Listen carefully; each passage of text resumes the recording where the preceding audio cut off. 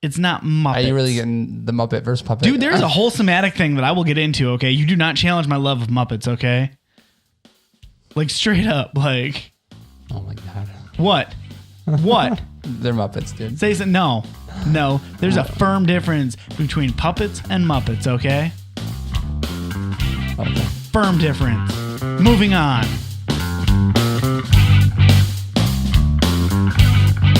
Welcome to the Couch Trolls Podcast with your hosts, Dave and Das Bruce.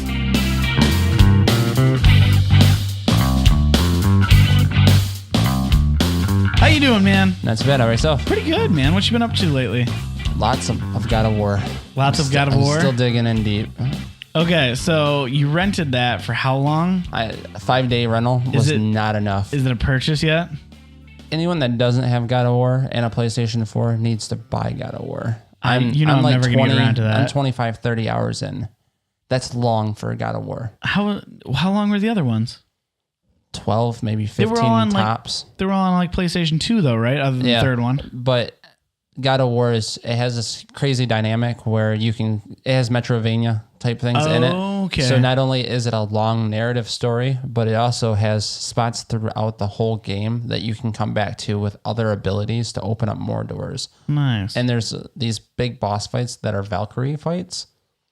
Crazy. I mean, this game is so good. I'm so happy to be playing it, and friend of the show Carl let me borrow it indefinitely. So I'm excited to finish it up. But I get Detroit Becoming Human on Friday. So that's why I didn't buy God of War, because I was kind of contemplating, because I can't buy two $60 games anymore. So did you play the demo for Detroit Becoming Human? Did you? I posted a video on YouTube for us. Yeah. Nice. So what ending did you get? I got the ending where, well, go check it out, viewers. No, right? Look at that classy segue. No, I totally succeeded 100% because I'm like the best negotiator. Plus, I've seen Kevin Spacey and Samuel L. Jackson in The Negotiator like a billion times. So that's the difference between you and me. The first time I played it, I did nothing. I just ran at him. Did you? Oh yeah, I totally did. How bad did you fail? Oh well, he shot me. And then I went back. I did it like 70%, where I took the gun and I got aggressive with them, and they both died.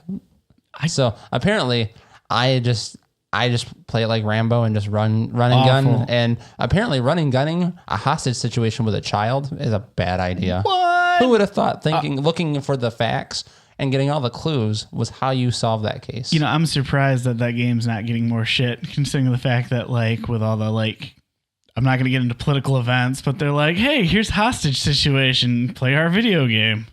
David Cage has always been known to not care about what's going on around in the world. I mean, looking back, even like Heavy Rain had a lot of very subtle things to it that could be found offensive or too dark for gaming. Like, you cannot have fun playing Heavy Rain, but you can feel engaged and be like really into the game. It's a good story, and it looks at humanity, which is what's awesome. And I mean, that's what good storytelling does. It does, but video games have that label on them that they're supposed to be fun. And I think David Cage looks beyond that hurdle. He's like, the fun comes with the dynamic story, and it's a hit or miss for people. So I'm super excited to see what people like. I know that I'm already ready for like the 4.5 reviews. Oh, this is supposed to be a movie. It looks stupid. Or, you know, they'll look at it like a movie. Yeah. And give it horrible reviews. This doesn't play very well. The story is blah, blah, blah. And it's like, oh, this content is offensive. This isn't a good game. And then you're going to be like the other guy that's like, oh, Perfect 10 did something new and original. Look great. You know, every single one, Indigo Prophecy was the first one I remember. Yeah. Every single one of their games has some crazy, like go to Metacritic. You just see this crazy. It's just across the board. So it just has like a perfectly middle score. Well, that's the thing though, man. There's different medium. You know, it is, games are a different medium, but there's, you know, like movies, you got different stuff for different things. Yeah, some of them like to bleed in. So I'm hoping that my choice of picking that over God of War is an amazing game, and I know that will get dirt cheap. I can get God of War 3 for like $5. Okay. So I knew God of War would get super cheap, but David Cage games typically don't get that cheap. No. They hold their value a little bit more because I think not as many people buy them. And now in the world where digital exists, there's even less people buying them. So, well, what do you play then when you're not looking for the like subtly or like super dark, like look at this insight at humanity? look how dark and dreary it is, you know? Dude, I've actually been playing Rayman Legends again. Oh, really? Yeah, it was the PlayStation Game of the Month, so I was playing that with my kids. Nice. Now playing that with a 9 and a 6-year-old, actually a lot of fun. It can be They a had little. that sweet soccer mode in it, too. Yep, the soccer mode was fun. It has the challenge of the week, kind of like Spelunky has. And Nice. that game is still one of the best for a non-Nintendo platform. That's by far one of the best games, I think, for both kids and adults to play together. So if you want more, just come back to our last episode and check out episode 10. Right on. More callbacks. Ooh. Well, we're here today to talk about something much bigger. Oh, let's talk about the greatest callback of all, because we both know that there is a shift and change and things happening because freaking new Star Wars movie coming out. It's all about that Solo. Which, okay, how are you feeling about that? The first trailer looks so stupid. The first trailer looked stupid. Second trailer looked better. Something that offset me about the second trailer gave a little bit too much in the story, and that's why we're going to go into today's topic, which is actually Star Wars games. Yeah. I don't know, Wookiee wives and Solo girlfriends. I don't know. It's going to be an interesting movie. Okay, here's my rundown from the trailer. They're like, "Oh, he was a bad guy, but then he turned good and everything." Anyone who's played older Star Wars games, which I was a huge Star Wars guy back in the day, I think it's been diluted over time now because of what's going on with the whole You Star just Wars don't like franchise. where Disney is taking the franchise Look, that you loved. we'll get into that, but Yeah. I want to make a stern point here is that the plot line, because actually we'll do this. Star Wars, with what Disney said, they have now cleared out everything except for the original trilogy, episodes 1, 2, and 3, their Rogue One.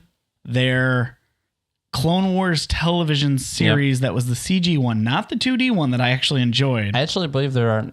We shouldn't get too deep into this because there's stuff that you probably don't know about. But I know there's a few books that are also in canon now. Okay. So okay. they have now reached, I think, all platforms of media as far as how they're really. I think they did like a pushing Darth Ball comic book series too, or something. and that's actually the biggest thing that I would say outside of the film.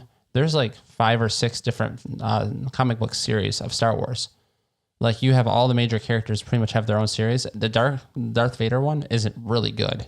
Okay. It's called Vader Down. It's a really good series.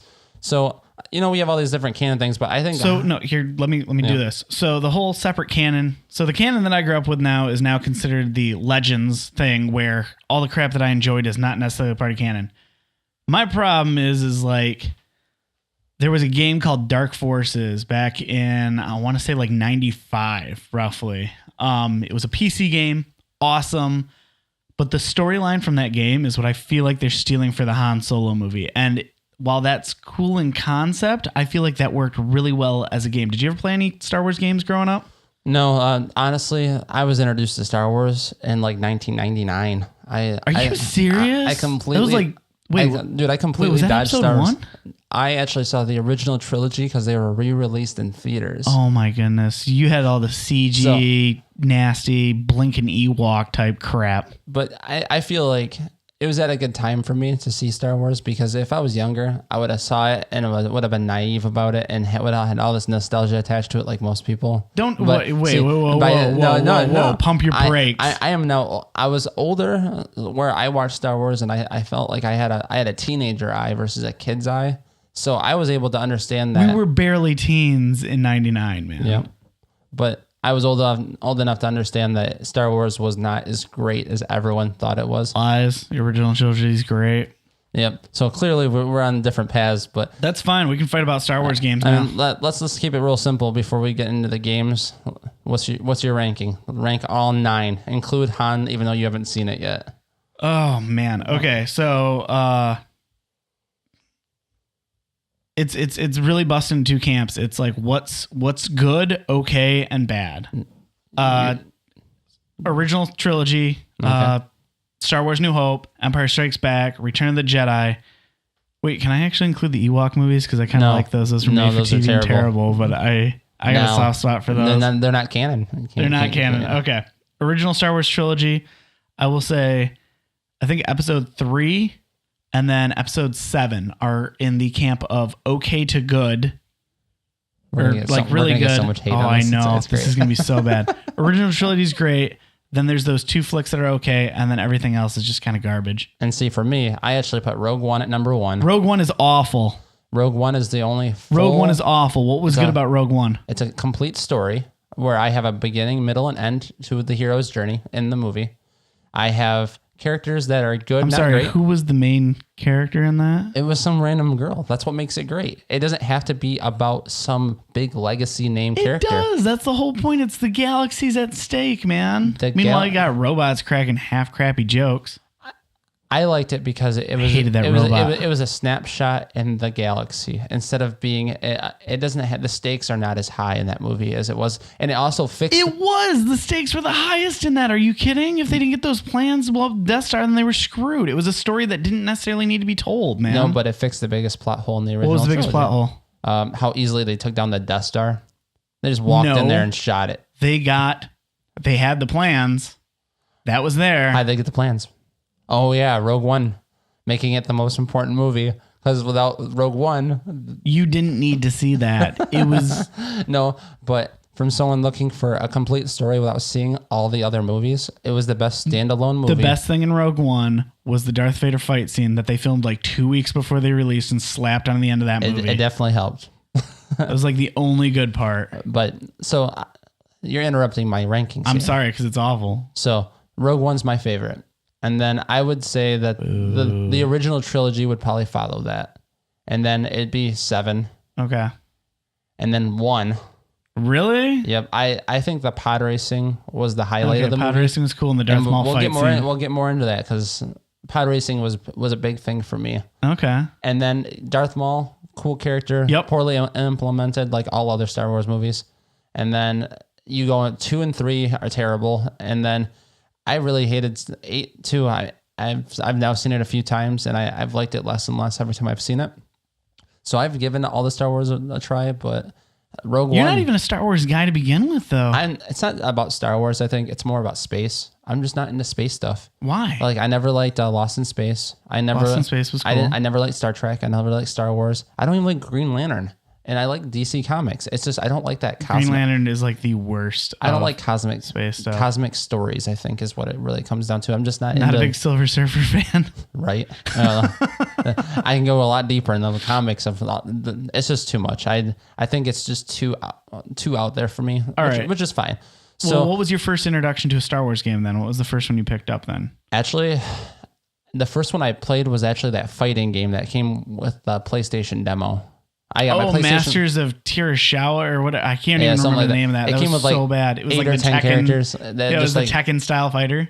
It's funny because that actually had to be worked in. It played like Virtual Fighter. Yeah, it was very identical. floaty. Yeah, it was very floaty on the controls. It's funny because that was what was canon, but now it's probably considered Legends. Oh, it's definitely Legend. So to get my first PlayStation, that was the one I had. That was garbage. But what actually got me kind of into Star Wars gaming stuff was actually Pod Racer. Really? I actually bought a 64 because of Pod Racer. Why? Because Best Buy had a demo of Pod Racer. Oh, was that when there's that Best Buy that had it came with the purple controller. The Atomic Purple? Yeah, they did Atomic Purple and they did Pod Racer with it. Nice. No, they had the purple. That's when the purple console came out. Okay. But the Star Wars one was the original gray and black one. They were just getting rid of their old consoles, I'm sure, by adding the just Star Wars game. Bundle deals. But coming from PlayStation, I loved a game called Jet Moto. Ah, okay. I was a huge fan of all 3 Jet Moto games. And the next transition from Jet Moto was definitely Pod Racer. You had that ultra speed, big open environments, except Pod Racer, it had that Star Wars attachment to it. Yep. I loved it. It was a great game and it played really well with the single joystick on 64. Did you ever there was allegedly a rumor where you can plug in 2 controllers and do twin sticks. Have you ever tried that? No, I did it on the second pod racing game. I actually played it. It was called Star Wars Racer Revenge. Oh, Pod Racer. No, it's just Racer. Oh, is it really? Yeah, but it was the sequel to Pod Racer. It's definitely a sequel to Pod Racer. And what they did is they took the very basic concept of the game and added where you could tweak your vehicles a lot more. Like you could customize your robot. Like you can kind of tweak what the robots would repair on your vehicle. Okay. They added a lot more levels. I think there's 13 levels. Much more technical Racer, right? A little, and then they had the dual sticks, which very much PlayStation 2. Yep, so you can actually do the with analog sticks. Nice. So, I mean, for me, I know you were in Star Wars way before me. So where did your Star Wars stuff start? My Star Wars started with Super Nintendo. So like the Super Star Wars is the stuff that I got super hardcore into. Like my parents would go and they'd like plan like a dinner date night, and I was old enough to stay home, and they'd be like, okay, we'll go and rent you a game from the video store. It was Family Video, actually, which I ended up working at years later. But they would go and they would get me like Super Star Wars, and then it's just, you know, be in bed by 10, we'll be home. And no way. No, it's always like, I hear the car pulling, I'm shutting off the system and running up there, and I'm like laying in bed trying to like quiet my breathing because I'm like, because you're like sitting there trying to be like, you wanted to play, you wanted to beat it. It was a fun game. It followed the movies pretty well, created enough extra levels with the story. That's always the weird thing. Was there only one, or was there more than one? Okay, there was the Super Nintendo. Super Nintendo, there was 3 games. Oh, so they did one for each movie. Okay. The first one being the worst. And me and friend of the show, Ned, tried to go and beat that recently. And there's this whole thing. We will occasionally text each other about Lava Beast Joanko or whatever. It's one of the worst, hardest creatures to fight at the beginning. I got to try those at some point, because I've heard a lot of people say that they're very different. Like that Star Wars experience is different than all the other ones. The trick is to keep moving. People don't realize there's a health system, but the more enemies you kill, the more likely they are to drop health, and they're constantly spawning. So if you're not... Oh, they're constant? If you stand in one place, they'll spawn until they kill you. But if you kill them, then you'll take it. So it's like you just have to keep moving. It's not, and then just try to platform the best you can for what the situation is. Yep. So there's like avoid giant holes for instant death, and just try to kill as many things while moving.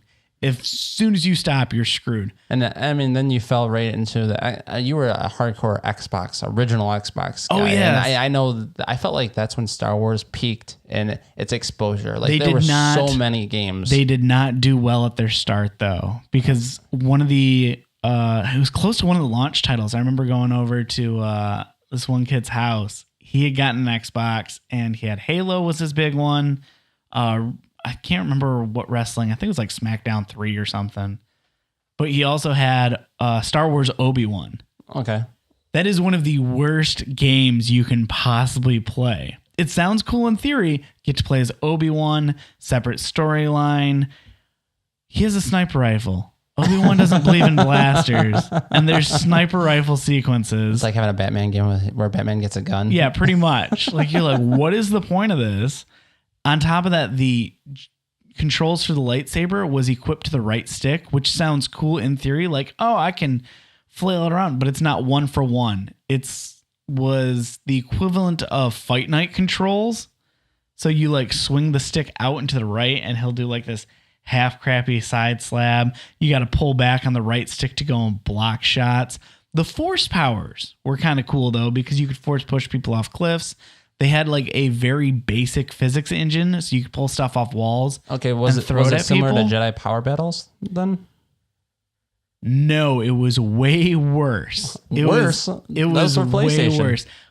Jedi Power Battles at least was a fun like beat 'em up. This was you should explain what Power Battles is real quick. So Jedi Power Battles, did you have that one too then? I had a little bit of experience playing it, but I never owned it. And yet you went and you had, did you have a Dreamcast? I had a Dreamcast, but I pretty much had all racing games and Sonic games. Okay, they released it for Dreamcast too, which I guess is a considerably better version of that. But it was a 2-player co-op, and it was almost Streets of Rage style.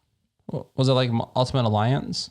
Yeah, so it was that like weird kind of top-down camera thing. Yep. So it was like a 360-degree, like kind of plays like a side scroller, but not exactly. So it feels like them old beat 'em ups. Okay. So old Star Wars beat 'em up. Old Star Wars beat 'em up, but it was cool because whatever character you picked, you could level them up too at the end of every level.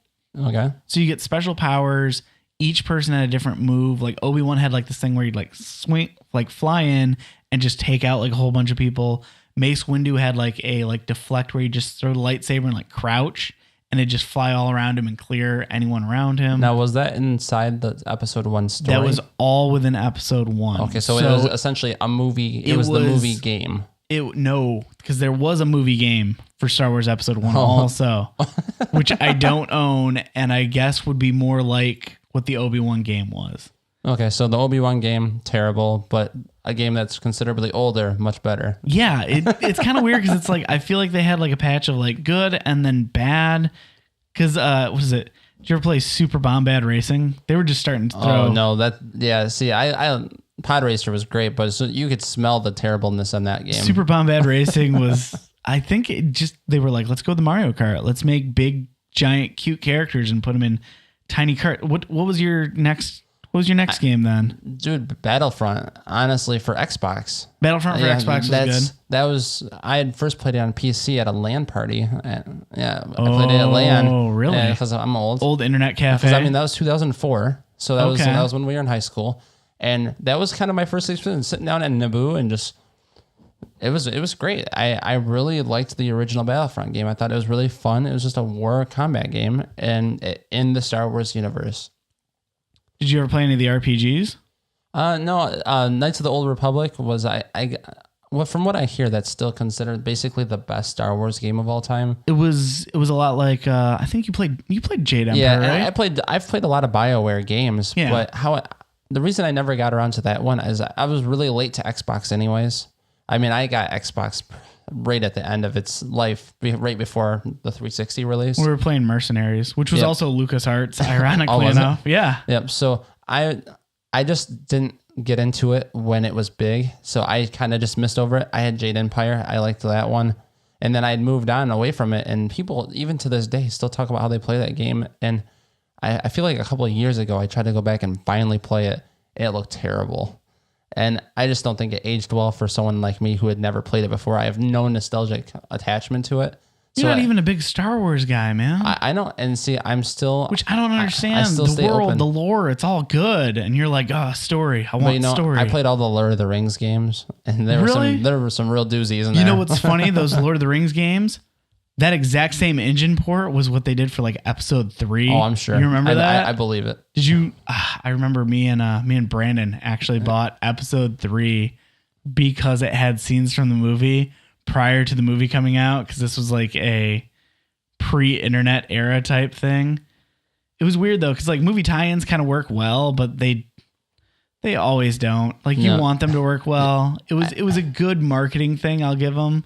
Sometimes I feel like they always release the games right before the movies came out, because if the game really sucked, like I said, it had the footage, so you're like, I want to see this before it's in the movie, and you've already bought your ticket to the damn movie. They were pretty much making you buy on the hype. Oh yeah. But if the movie came out and it sucked, no one would buy the game. Yep. So, I mean, and one story I actually remember from high school is when you bought this game called Battlefront 2. Oh, gosh. I was so disappointed with that. I liked Battlefront a lot at the time. And my friend Bruce, he got Battlefront 2 and was so excited about it. Because the first one was so good. And then the second one just deviated and you're like, so much. You came into school, you're like, oh, man, that game sucks. You want to buy it? And I was like, hell yeah, I want to buy it. I sold it to you for like $20 too, and I just dropped 50 on it. Yep, and then later I traded it in for a PS2 version. Why would you have a PS2 version? Because my Xbox broke. And 360's backwards compatible. At the time it wasn't compatible. Oh, before they the update. They did all that late patchwork. See, so why didn't you like the second Battlefront game? The second one has grown on me. I will definitely say that. But it was okay, here's the thing. You know how the Jedi's control in that? Yeah. Which isn't great. That's the Obi-Wan controls. Oh, really? it's if they took the thing from Obi-Wan and half slapped it in there. I mean, Star Wars games, as far as like shooters go, are a really good concept. And like I said, Dark Forces, the one that I definitely think that the solo movie's about. Oh yeah, they're totally stealing that. Dark Forces had a really good series of games too, because they did Dark Forces 2 Jedi Knight, Jedi Academy, and Jedi Outcast, I believe, made it to console as well. And those are considered some of the best multiplayer Star Wars games. And the whole story with Kyle Katarn and everything is just a really good, rich, awesome lore. So you were getting good quality content of Star Wars story in Star Wars universe that was canon at the time, now Legends. That irks me so much. And then you have this awesome, cool, unique gameplay, really good game engine. What was it?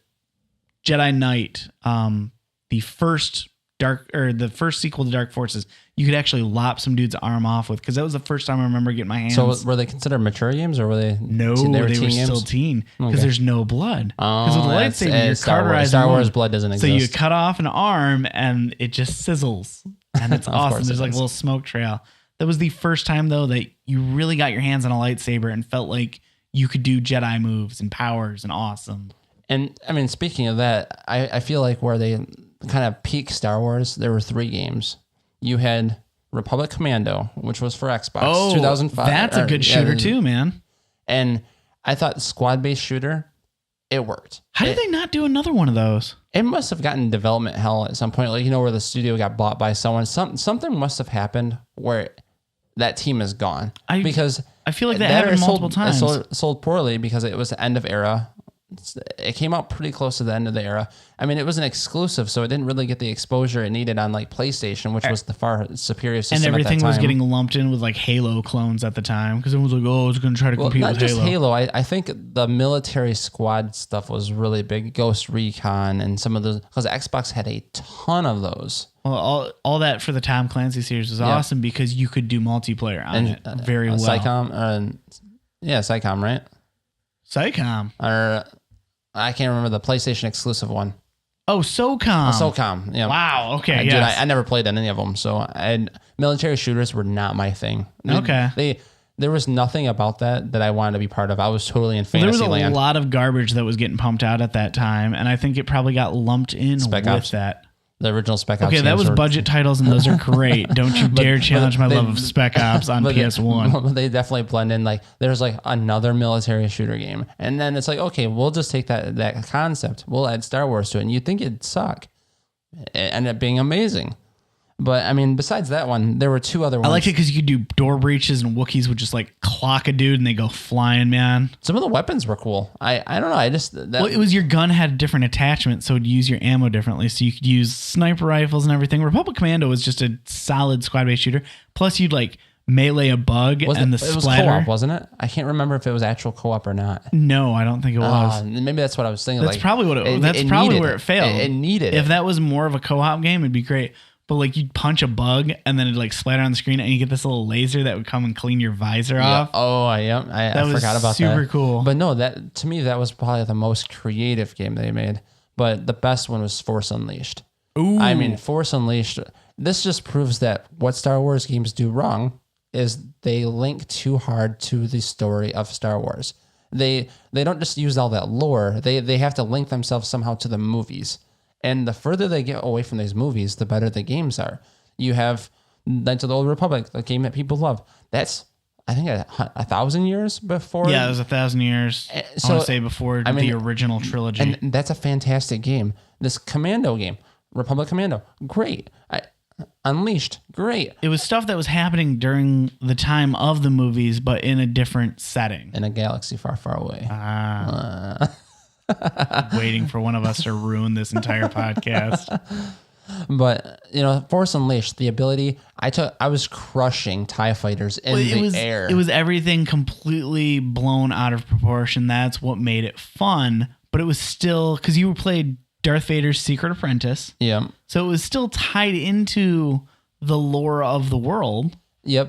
But you also got to, you got the lightsaber combat you want, because that's something that through the It was years legit lightsaber combat. Yeah, if they had Force Unleashed lightsaber combat in a Battlefront game instead of that crappy Obi-Wan style, yeah. I would be down for that. So they were working on the lightsaber fighting over time, but I feel like Force Unleashed is where they finally did it right. But on a larger scale, just seeing what these Jedi powers could do, like the whole turning some of the ships in the air or crushing TIE fighters. I mean, you were just I love when you bend the rebar outwards when the TIE fighters are trying to do bombing runs on you. You just bend the rebar outwards and they just smash into it. And the whole idea of him struggling between dark and light really fell in the theme of what Star Wars was. The whole gray Jedi thing was super popular, and that's another part of that whole Kyle Katarn thing. Yeah. From Dark Forces was it bled into that. It opened that up, and that was the first game that allowed you to go and be like, hey, there's more to it than just light and dark. And because you have that gray Jedi area, that opened up the story so much more. And since it was part of canon, that's where you start getting derivative work of, your. And I almost feel bad that Force Unleashed didn't end up making it to a movie. Like, I feel like that it would have been good enough. Just like people want Old Republic made into a movie, Unleashed really was a good enough story to be a film. Yeah. I don't know. It's almost sad that that's part of the legend now instead of It is. It's completely washed out now. That was a perfect game for the lore, and it's like, oh, now they just kind of. Did you ever play any of the DLC that they had on the special editions? I can't remember. Because I think Jedi Outcast 2, I want to say, had where you were on Endor, and you could just go up because you know how you had like where you'd walk up and grab someone for like a melee attack or whatever. Yeah. If you did that to the Ewoks, you would just punt them like a mile away. And if they hit a tree, that game had a really good physics engine. Of course you would remember that. Well, you know what, man? Do you know how good the physics? Way too hard. I love the physics. Are you kidding? You could bend doors. You could, when you kick an Ewok against a tree, the bark would just shatter and fall off. Plus, it had a really good opening to the game. Speaking of DLC, Force Unleashed. I'm a big fan of Soul Calibur. Oh yeah, And the I actually- crossover promotional I work was like, that they did for that. It was the crossover promotion for the second Force Unleashed game. Yep. And they're like, hey, why not? Let's throw some Star Wars characters into Soul Calibur because Soul Calibur is a great weapons combat game. Why not add 2 lightsabers to the game? Soul Calibur, starting with 2, they would start to go and bring in random celebrity guest I characters. kind of count the first one as a celebrity because it's weird with Yoshimitsu where he kind of falls in because he was Tekken. He's Tekken as well. So I was because I think Yoshimitsu was first in Soul Calibur for Dreamcast. Nope. No, was he Tekken first? He was originally Tekken. Okay, so Tekken came out before Dreamcast. So technically, he's the original celebrity. He was the original celebrity character that they kept on. But it's Namco. Yep. So Namco owns the rights to that character, so they threw in one from their other fighting franchise to kind of bring him in. Soul Calibur 2, though, they did an exclusive character for each system at the time. And I remember this was the fight in high school for us because that's when this game came out. And it was, if you had a PlayStation, nobody talked to you because it was Hayachi from Tekken. Yeah, the guy with no weapon. The guy with no weapon. His fists are his weapons. I thought he just got different colored sandals. Like his feet were his weapon. They're like his joke weapon was like his gloves. They always showed was the gloves. Was it the gloves? And, which is crazy because why would you use Jin? Exactly. I feel like that's what made me more mad about the whole scenario is Yoshimitsu, or not Yoshimitsu, Hayachi. He's a famous character from Tekken. But there are better characters. There are way better characters. The guy that you put on the cover of all of your games, Jin, you don't bother with. No, you know what? Let's pick the boss, the dude that's as bald with spiked hair. But he is the iconic part of the franchise. I get it, but not iconic enough. But when they make the weapon gloves, guess who wore gloves? Jin wore gloves. Yeah, that's like going it just drove me crazy. That's like if they were to go, let's go and let's put Frankenstein in the game. They're like, you mean Frankenstein's monster? No, Frankenstein. Okay, so then you have Spawn for Xbox. Which was really weird because at the time, he's got that battle axe. But was it all battle axes, different battle axes that you got? Yeah, it was different battle axes. Oh, okay. And they cut out his cape, unfortunately, because the system couldn't run it at the time. And here's the thing. Xbox did not really have a mascot character at the time, where Nintendo had one of their main mascot characters with a weapon. And let's just throw Link in and just completely break the game. The game was not broken by Link. Just stand next to an edge and grapple someone. Oh yeah, you beat the final boss by throwing him in water. The game was not broken. I think that's what sold probably the most amount of GameCubes ever. I also feel like the combat worked on that crappy controller as well. For some reason, did. I don't remember the Z button or any of those things really being a burden to the game. No. A lot of games I specifically remember the controller breaking the game. Your L and your R were your blocks, which they're not pressure sensitive controllers. Too, the C-stick was like quick moves. Your B button was usually your block or your triggers. Not to mention he had a weapon. Yeah, that big. What a concept! Yeah, right. So let's just get all the way up to because here's the thing. So with those characters, if you're going to talk about Link being broken, which he totally wasn't. Okay. if we're gonna talk about broken Soul I'm Calibur gonna characters, pull up. let's jump back. We're gonna pull this and we're gonna ask. Please do. Oh yeah, I want to know because I Please know do. there are plenty of people that like Soul Calibur 2 and they know Link is broken. So I'm throwing it out there. Spawn was overpowered in people's opinion. I didn't have enough experience with him because he was like the other guy that can make weapons up Yeah. here. I can't remember his name. Oh, also made by Todd McFarlane. Yeah. Because they had him make Necro. Yep, Necro. Yep. Yep, he No, reminded me a lot if of we're him. going to talk about broken Soul Calibur characters, that's fine because we're right on subject of the Star Wars games. The exclusives for Soul Calibur 4 were on PlayStation 3, you had Darth Vader. On Xbox 360, you had Yoda. And both of them had The Apprentice. On 3? No. 4. 4. That's what I Oh, said. I thought you said 3. No. I never Yoda even played as was Vader. so I completely forgot about Vader. Because you had to download him if you had a 360 copy. And no, he was the exclusive character for PlayStation 4.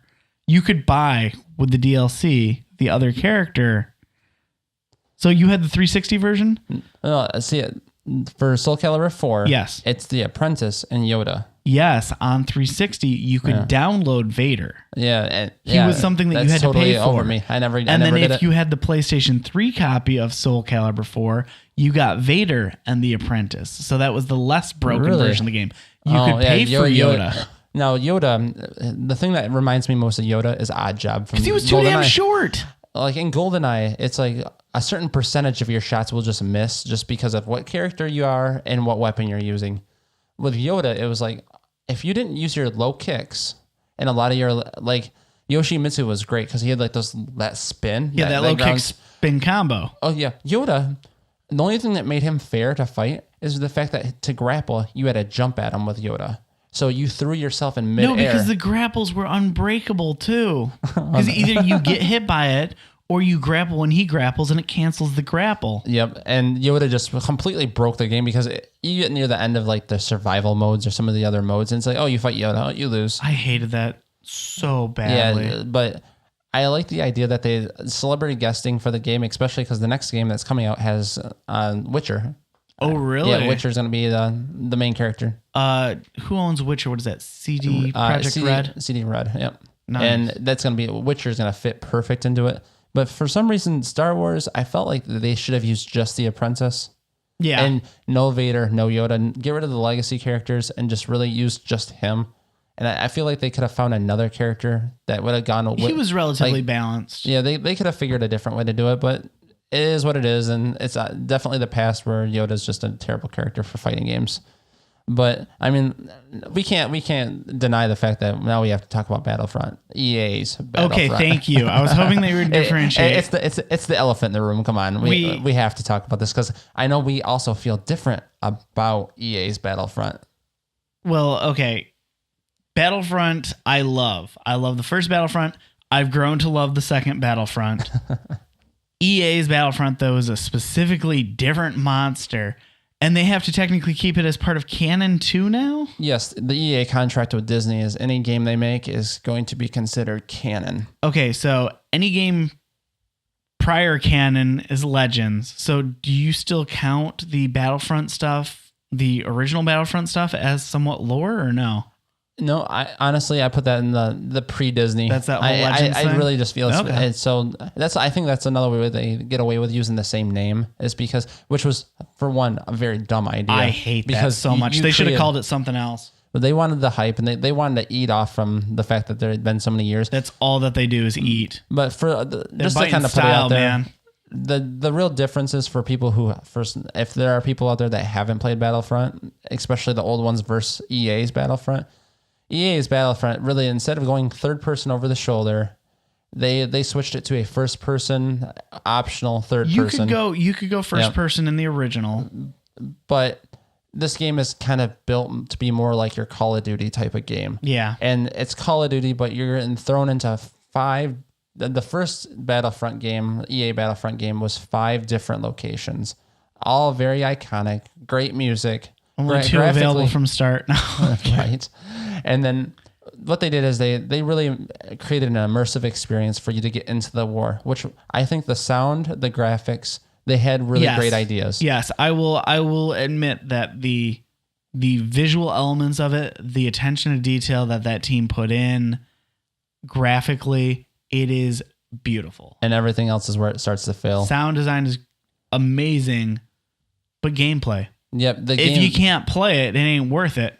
I don't care if they got story. You're a story guy. Did you end up playing through the story campaign? Well, there was no story campaign in the first one. Yeah, there was none. And that was the other issue. They're like, oh, Call of Duty fans don't play story, so we're just not going to make a story. Well, that's not true, because there's still a certain element that story brings to games that, although I don't like Call of Duty, I've played through all the Call of Duty stories. So there's still a group of us who want both. Well, here's my thing. There was no story mode in the first one. You don't really need a story because the original Star Wars was a story, though. Exactly. Like, every map felt like a story. Well, you had a overall objective by the time you reached the end. That's right. There was those. So there was objectives no that created story, but it was the objective story of, if you were fighting on Hoth and you were the Empire, you can wipe out everybody. But if you didn't wipe out that generator, you didn't win. Yeah. Where if you didn't wipe out the other team and hold your generator defensively, Battle for Endor. Also,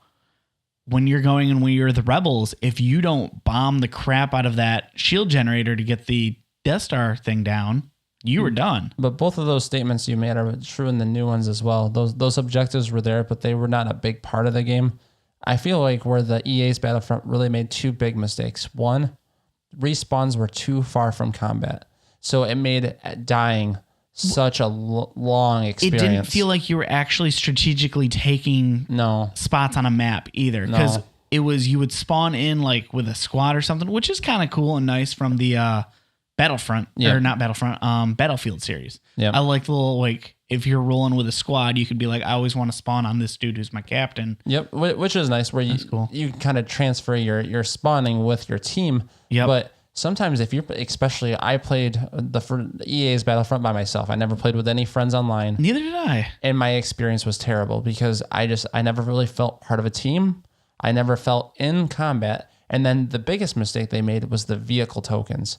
Oh my gosh. Yeah. Instead of not putting vehicles on a map, I had such a problem with, because there was no reason for you to go and try to take anything strategic. There was no strategy to the map itself.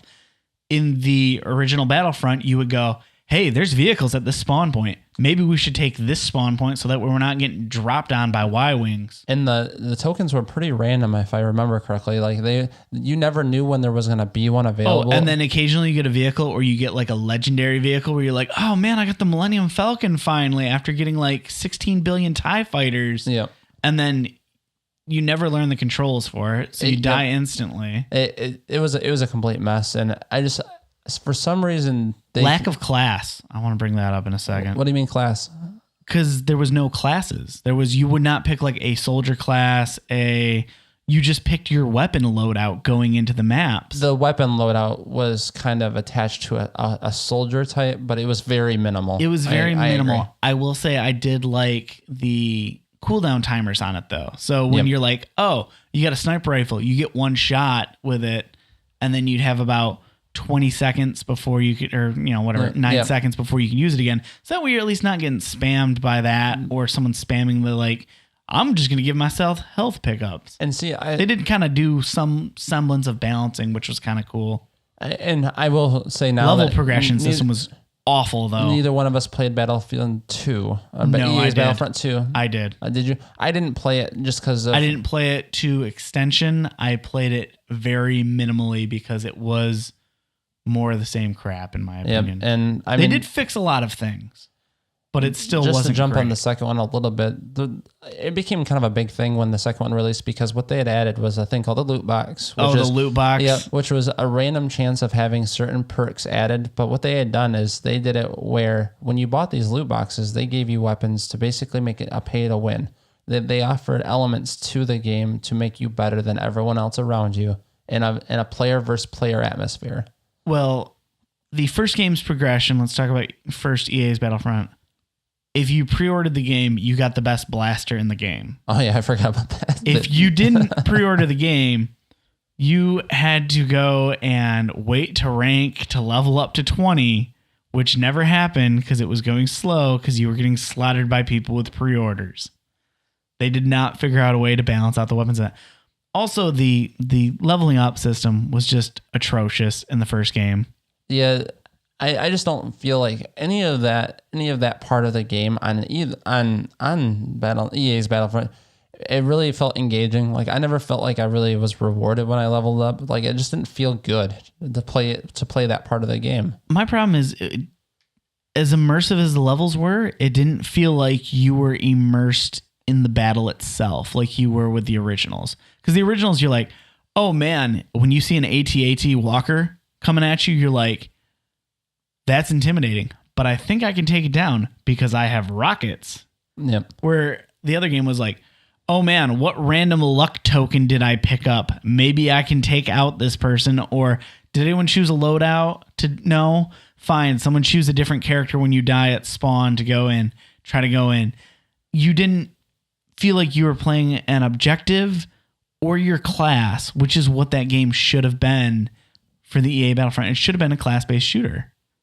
True. It should have played like a Team Fortress style, where you pick a role, and if you play your role well, that's how you support your team. I feel like with it being based off the DICE and the Battlefield engine, I'm actually a little surprised they didn't do a better job at that. Honestly, if they would have just done Star Wars Battlefield and then used just reskinned it, yep, you would have been fine. Plus, you could have stolen the what is it? They did a Space Age Battlefront. Did they? Or not Battlefront. Battlefield. Battlefield. I think it was like 2049 or whatever. And they had this awesome mode called Titan mode where you had two giant airships, and you could like launch to the other person's airship, which essentially was what made it into Battlefield 2 or Battlefront 2, the original. Yep. Where you would have those space battles. You would get into each other's ships and try to sabotage and take down each other's ships. Speaking of space battles, I will, just to end Battlefield on it, I like to end on a positive note. And I know what did you do with my co-host? We hampered down pretty hard on Battlefront, EA's Battlefront. So, but I will end on saying that the space combat actually was pretty good. Space combat was done by a whole nother team, though. Criterion, I think, is the team that does Burnout. Yes, does the space combat, which it felt good, and it kind of brings me back to like for the second game. Yep. EA's Battlefront 2. Yep. And what you have is it kind of throws me back to I've liked Pod Racer and games that we didn't talk about, Rogue Squadron and Shadow of the Empire for 64, which are also good space combat games that kind of follow. Yeah, the vehicular stuff in that was, I mean, Rogue Combat was a huge series. Rogue Squadron? Or yeah, well, sorry, Rogue Combat. Yeah, and Rogue New Squadron, Star Wars game coming 2018. Copyright. I have great memories of vehicular video games for Star Wars. Except for Star Wars Demolition. I never played it. Really? It was Vigilante 8 engine with Star Wars. That doesn't surprise me. We'll get into that later. And just thinking about those kind of things is I feel like they should almost make the third EA's Battlefront. Just do it all space combat. You know that got leaked, right? What? Did you hear about that? Or not EA's, but the original team. Oh yeah, the Battlefront 3 got leaked, and I feel like leaked prior. They totally leaked it because of everything. I think so, because that was right when EA at Battlefront 2 came out, and they were getting nailed for all that loot box predatory. Someone wanted to make them look worse when they were vulnerable, and it totally worked. It definitely did. They're like, well, this is what we could have had, but they screwed us over. Yep. So I guess now that we've kind of talked about the brief history of all these Star Wars games, where do you want Star Wars to go for you? Like, what kind of Star Wars game will you buy new? I think with the way that the Legends is, that's fine. It is something that doesn't exist, and as disappointed as I am, like, oh, this is no longer canon. The cool thing is we have this universe where we can make stuff out of whatever we want. We can use whatever lore that exists.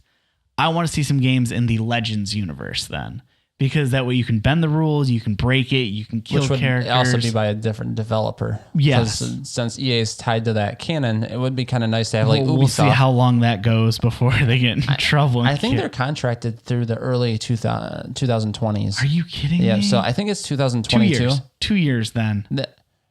It'll be interesting what lasts longer, EA or Trump. Honestly, no one wins either way. But It'll be interesting to see which one lasts longer. But I wouldn't mind seeing another company take on Star Wars from your Legends point of view, where they brand it Star Wars Legends. I would love to see a Star Wars Battlefront Legends instead of EA Battlefront. That way you can kind of flip the gears a little bit. That way you can flip it around, do whatever you want with it. You could then get another game out of the Force Unleashed series. Yep. You could get a bunch of great classic stuff.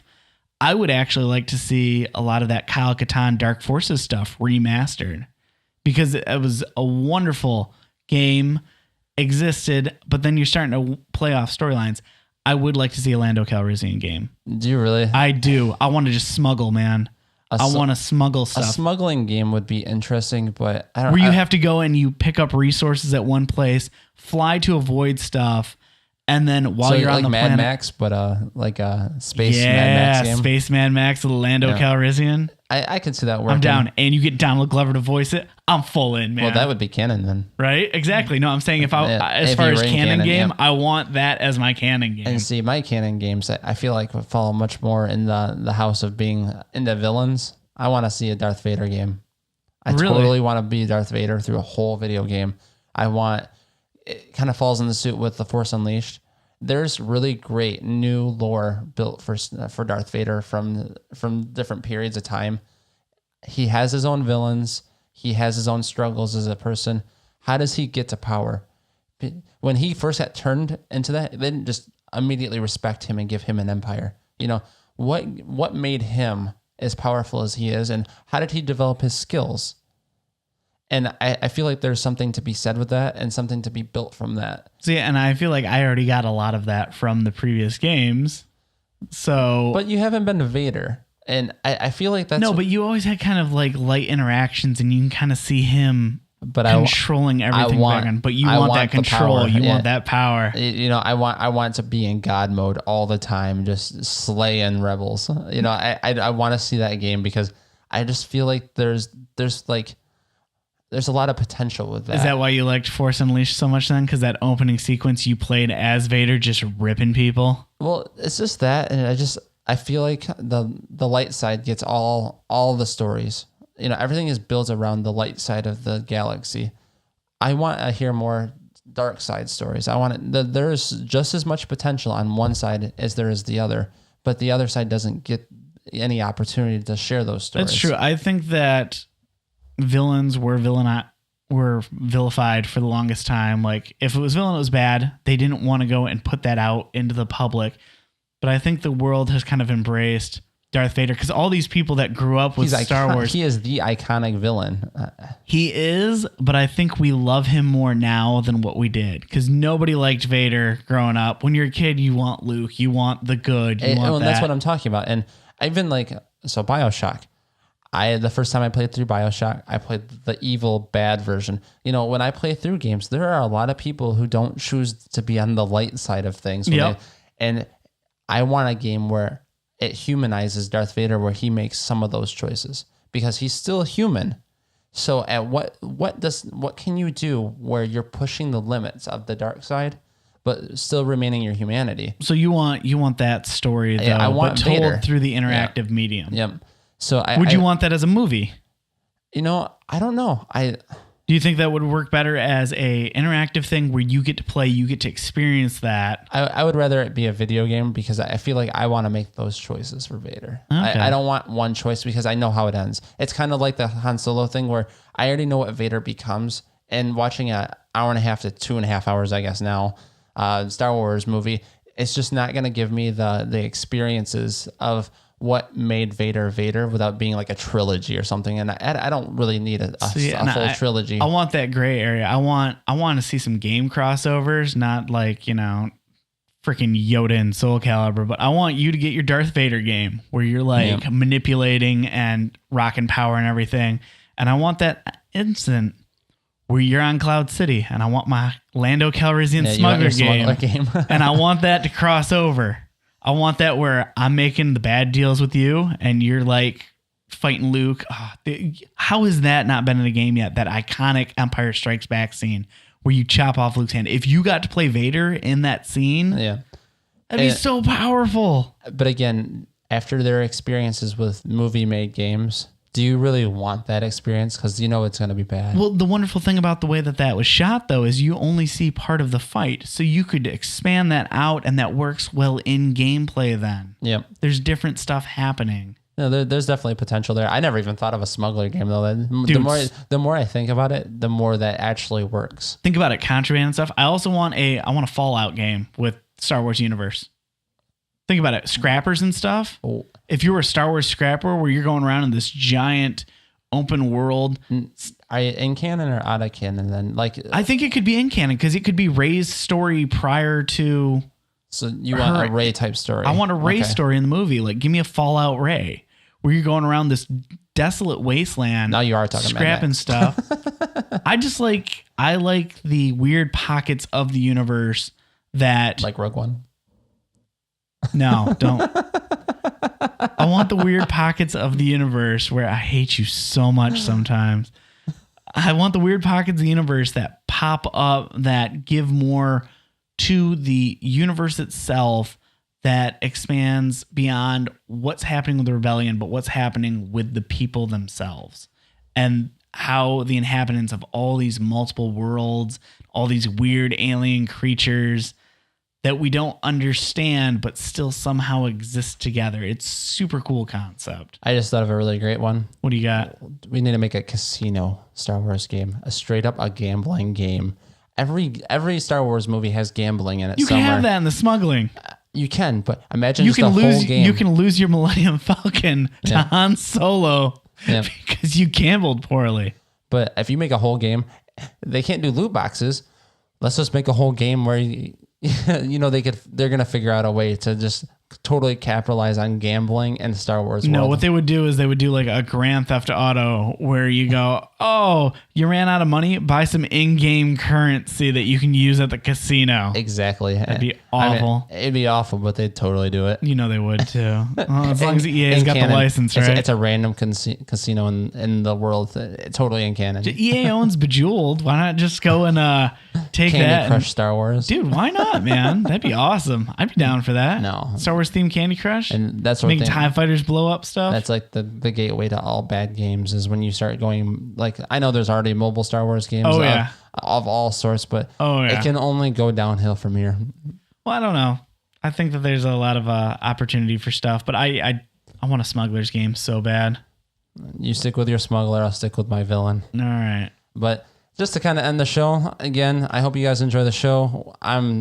I'm always throwing some stuff out there for you guys to read. I'd like to hear more comments from reviews that we're doing, our videos that we're putting out there, even though we're spoiling our videos apparently. Yeah, because how do you not know?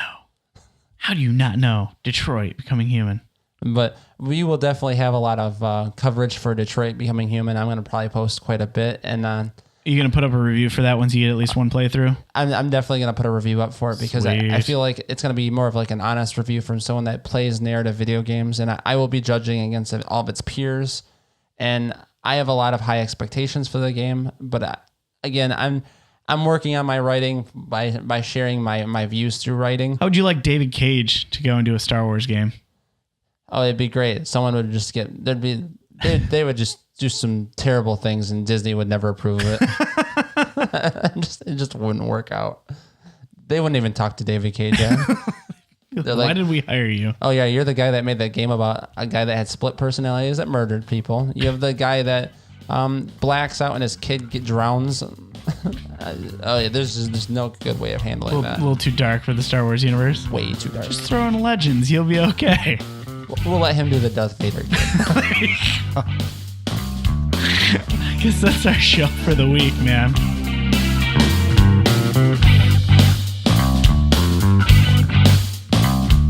Thank you for listening to the Couch Trolls podcast. If you like this episode, you can find more on Facebook by searching Couch Trolls or on Twitter at Couch_Trolls. I'm your announcer, Canada Sanchez, with Brian doing the sound. Thanks for listening.